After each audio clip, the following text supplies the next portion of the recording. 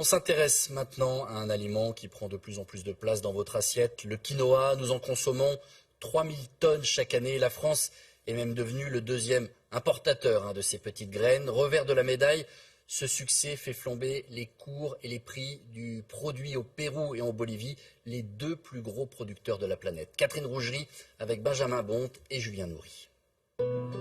Il pousse au cœur de la cordillère des Andes et teint en rouge les champs lors de sa floraison. Le quinoa, une plante de la famille des épinards, riche en protéines et sans gluten. La nourriture de base dans ces régions, devenue très à la mode dans nos assiettes, en quête de diversité. Je le mange ou chaud ou froid, en salade, c'est très bon. Ça m'apporte des protéines végétales. Voilà. Quand on ne mange pas de viande, c'est l'idéal. C'est une bonne base pour faire des belles assiettes et une bonne cuisine. Depuis quelques années, c'est la ruée vers le quinoa. La France est même devenue le deuxième importateur du monde derrière les États-Unis et le premier d'Europe avec plus de 3000 tonnes par an. Des boutiques spécialisées au rayon des supermarchés, on en trouve partout entre 7 et 20 euros le kilo selon les marques et les recettes, avec de plus en plus souvent des produits transformés comme ces biscuits ou cette bière. Un succès foudroyant qui a bouleversé l'économie de toute une région. Les deux principaux fournisseurs de quinoa, la Bolivie et le Pérou. Ils concentrent plus de 90% de la production mondiale. Et le bio, si prisé en France, vient d'ici. L'altiplano bolivien, à presque 4000 mètres d'altitude. Gel, sécheresse.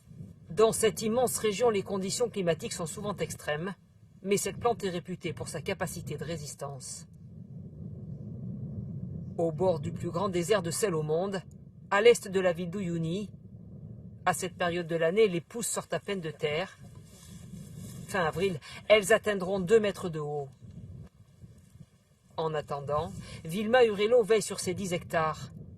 Cette productrice cultive cette plante depuis toujours, comme ses parents avant elle. Nous sommes sur les terres de notre village. Et ces plantes que vous voyez ont tout juste un mois. Au départ, Vilma, comme ses autres producteurs, ont profité du boom du quinoa. Grâce au prix des graines multiplié par 15 en 30 ans, elle a pu payer les études à ses enfants. Mais il y a 3 ans, tout s'est écroulé. En 2013, le prix du quinoa a atteint 270 euros le quintal. C'était l'apogée du quinoa. Maintenant, regardez, il a baissé à 40 euros le quintal. C'est rien du tout. Ça vaut pas le coup de se sacrifier pour cultiver à ce prix-là. Pour Vilma, il y a un coupable, le Pérou, qui a fait le choix de la culture intensive. Là-bas, je crois, ils le font pousser en 3 mois. Alors que nous, non. Le processus normal, c'est 7 mois. C'est ce qu'on fait, nous. Avec 3 récoltes par an, le Pérou est devenu le premier producteur mondial en 2014. Il a inondé le marché et fait chuter les cours. Résultat, certains agriculteurs boliviens ont dû quitter leur village. Ils gagnaient trop peu malgré leur travail.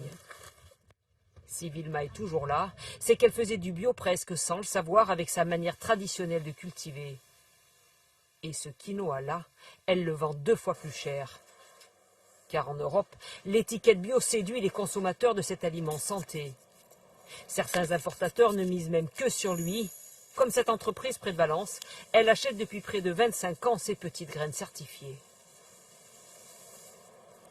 Je suis en train de faire un prélèvement qualité pour m'assurer qu'il n'y ait pas d'impureté dans le lot réceptionné, de type impureté végétale, brindilles, cailloux. 300 tonnes importées l'an passé de cette plante, l'une des plus nutritives au monde. Aujourd'hui, la plus recherchée, c'est le quinoa blanc. Le quinoa rouge est plus utilisé pour sa couleur, en mélange, pour apporter de la couleur à un plat. Et en goût ? En goût, il a un léger goût de noisette, noix, qui peut être différent du quinoa blanc. Les graines sont conditionnées, puis vendues dans des magasins spécialisés 30% plus cher que le quinoa conventionnel. Mais pour cet industriel, c'est le juste prix. On a eu trop d'exemples dans le monde agricole de gens qui sont, je dirais, qui ont disparu, qui ont perdu de l'argent et qui donc se sont appauvris. Aujourd'hui, si en faisant de l'agriculture biologique, les agriculteurs peuvent enfin vivre décemment du fruit de leur travail. Alors je pense qu'on a répondu à une grande partie du problème. Une voie qui s'annonce difficile. Aujourd'hui, plus de 90 pays se sont lancés dans la course au quinoa, comme les États-Unis et la Chine.